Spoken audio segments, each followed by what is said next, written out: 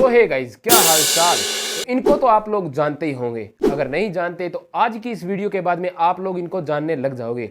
ये है the greatest of the era, बाबाओं के बाबा, महान संत, आपके और हमारे प्यारे बाबा अनिरुद्धाचार्य।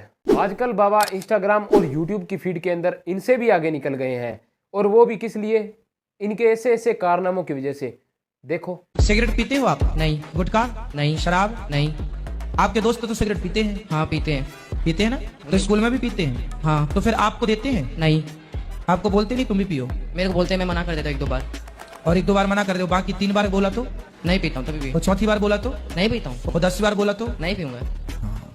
नहीं पियोगे? क्यों नहीं पियोगे?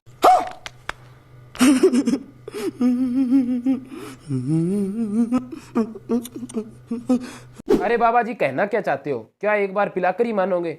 नहीं मतलब क्या एक बार टेस्ट करवा के ही मानोगे? जिस हिसाब से बाबा जी फोर्स कर रहे हैं सिगरेट पीने के लिए, क्यों नहीं पियोगे? क्यों नहीं पियोगे? तो बाबा जी एक बार आप इधर उधर घुमा के अपनी नजरें देखो, कितने बंदे और कितने कैमरे आपको लाइव सुन रहे हैं, उन पर क्या प्रभाव पड़ा होगा। मेरे को ऐसा लगता है पर्सनली कि इनकी ये वीडियो देखने के बाद में बहुत सारे बच्चों ने या लोगों ने सिगरेट का टेस्ट तो जरूर ट्राई किया हो कि भाई यार बाबा जी इतना फोर्स करके बोल रहे हैं तो एक बार हमें देखना चाहिए कि इसमें कैसा टेस्ट आता है।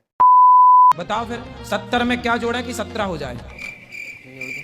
ये उत्तर तो हमने 6वीं 7वीं में पा लिया था। 70 में क्या जोड़ा कि 17 हो जाए? फास्ट। माइनस के 53। अरे माइनस प्लस नहीं लगेगा यार। 70 में क्या जोड़ दें कि 17 हो जाए? आकी मात्रा जोड़ दो, हो जाएगा। क्या बोला? 70 17। यार मेरी आंख में से बस अभी पानी निकलने वाला है, ये देखो। बस मैं अभी 2 मिनट और अगर उसको देख लेता तो मेरी आंख में से सचमुच में पानी निकल जाता। किस लिए? मैथ वाले गुरुजी के लिए। क्योंकि मैथ वाले गुरुजी ने हमें पीट पीट के, कूट कूट के और इतना प्यार से समझाया है कि बेटा अगर 70 में से 17 लाना है तो आपको माइनस करना पड़ेगा, या आपको माइनस का 53 ऐड करना पड़ेगा, क्योंकि माइनस प्लस माइनस होके और वो 17 आ जाएगा। ये तो थी मैथ वाले सर जी का कॉन्सेप्ट। और अब बाबा ने क्या किया, उस सारे कॉन्सेप्ट को ही चेंज कर दिया। मतलब एकदम इन्होंने वक्त बदल दिया, जज्बात बदल दिए, जिंदगी बदल दी। बाबा जी ने सिर्फ एक आ की मात्रा ऐड करने के बाद में 70 को 17 बना दिया। क्या ऐसा भी मैथ के अंदर हो सकता है? ओ भाई, मारो मुझे, मारो मारो मुझे, मारो मारो। नहीं ये मजाक हो रहा है, एक सेकंड। हमारे अंदर एक बहुत बड़ी कमी है कि हम जब भी दान करके आते हैं, जितना मर्जी दान करके आते हैं, वो भी हम दूसरे के सहारे पे करके आते हैं कि ये लो बाबा, अब हमने 10 रुपए डाल दिए और आप इस 10 रुपए से किसी गरीब का भला कर देना। और ये क्या करते हैं, ये अपने फाउंडेशन में इकट्ठा करते हैं। आप अगर सच में किसी का भला करना चाहते हो और आप सच में किसी की हेल्प करना चाहते हो, किसी गरीब की, तो भाई आप 6 महीने या जब भी आपको टाइम मिले, अगर थोड़ा सा ही टाइम मिले, और अगर आप जो लोग सड़क के किनारों पे और अगर जो बिल्कुल गरीब से लोग हैं उनके लिए अगर आप सच में कुछ करना चाहते हो तो भाई आप उनको ज़्यादा नहीं तो एक वक्त का खाना खिला के देखना, और आपके मन को संतुष्टि भी मिलेगी और उससे आपको पुण्य भी मिलेगा और आपके दिल को सुकून मिलेगा कि हाँ भाई हमने आज किसी गरीब के लिए कुछ किया है। और हाँ, जब हम बाबा के अकाउंट में जब ये गुल्लक में पैसे डाल के आते हैं तो देखो उनसे क्या होता है।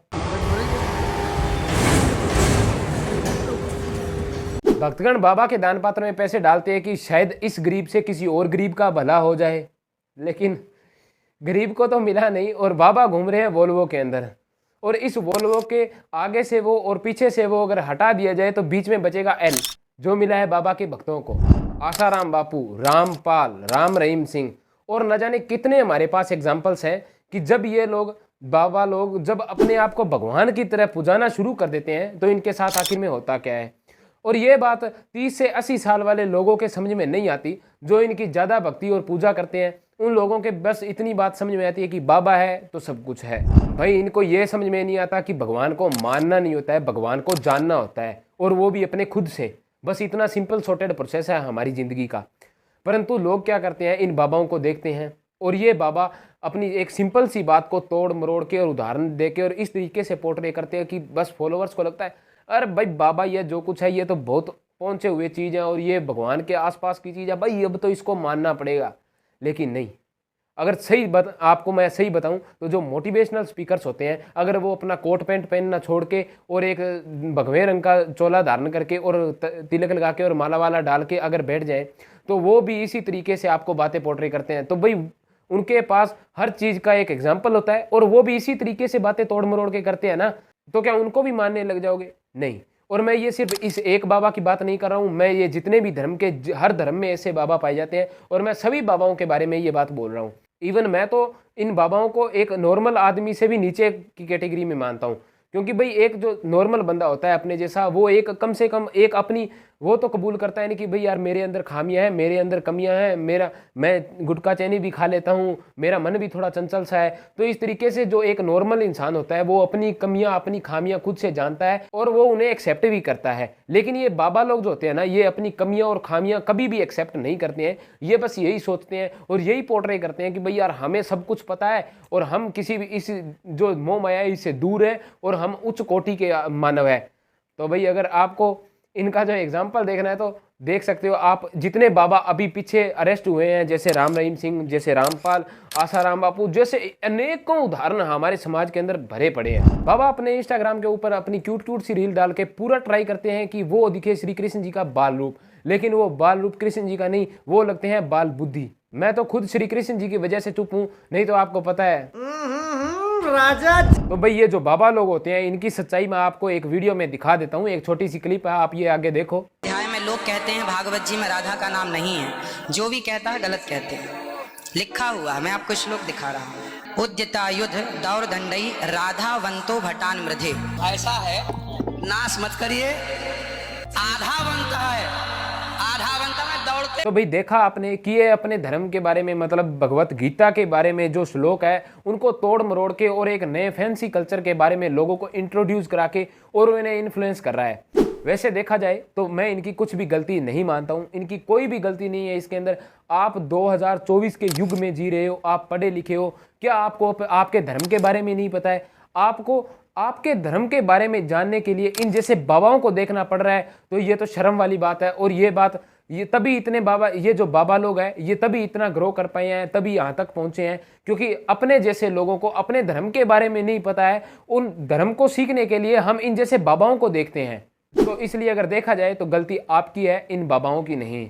तो गाइस अब अगर कुछ लोग नीचे गालियां निकालने वाले हैं और ये बोलेंगे कि भाई तुम तो नास्तिक हो ये हो, तो भाई मैं नास्तिक नहीं हूँ, मैं धर्म को मानता हूँ, मैं अपने सनातन धर्म को पूरी तरीके से मानता हूँ। आप मेरे हाथ में ही अगर ये आपको दिखाई दे रहा है तो एक बजरंगबली जी का और एक महाकाल जी का धागा मैंने बांधा हुआ है, और मेरे घर में भी पूजा पाठ बहुत अच्छे से किया जाता है और मैं भी पूरे धर्म को मानता हूँ। लेकिन मैं इन जैसे ढोंगी ढपोरी बाबाओं को नहीं मानता, मैं ना इनकी कभी वीडियो देखता हूँ। तो हाँ, मैं किसी के जाति के धर्म पे या किसी के भक्ति पे कोई सवाल नहीं कर रहा हूँ, ये मेरा पर्सनल ओपिनियन था जो मैंने आप लोगों के साथ शेयर कर दिया है। अगर आपको अच्छा लगा है तो ठीक है, नीचे कमेंट बॉक्स में ये देखो इस बुक में ये लिखा है, इस पुराण में ये लिखा है, तो भाई मत बताना, क्योंकि मेरे को जितना पता था या मैंने इंस्टाग्राम पे और इनकी यूट्यूब फीड में और मतलब सोशल मीडिया पे जो मैं देख रहा था ना, वो मीम्स मैंने आपके सामने रिएक्ट किए और मेरा पर्सनल ओपिनियन दिया। जिन लोगों को जितना समझ आना था वो समझ चुके हैं, और जिन्हें अभी भी नहीं समझ में आया तो भाई प्लीज़ कोई भी ऐसा कमेंट ना करना जिससे कि ये देखो यहाँ पे ये लिखा है, मेरे को नहीं देखना। अगर मेरे को ये सब कुछ करना होता तो मैं पता नहीं कहाँ तक डीप जाके और ये वीडियो बना सकता था, पर मैंने नहीं बनाई। मैंने सिर्फ उतना बताया जितना मेरे लिए सफिशिएंट था। तो आई होप आपको ये मेरी वीडियो अच्छी लगी होगी। तो मिलते हैं नेक्स्ट वीडियो में। और हाँ, नीचे कमेंट बॉक्स में ज़रूर बता के जाना कि आपको ये वीडियो कैसी लगी और मेरी बातों में कितनी सच्चाई थी, अगर थी या नहीं, ये भी आप मेरे को बता देना। तो मिलते हैं नेक्स्ट वीडियो में, तब तक के लिए बाय।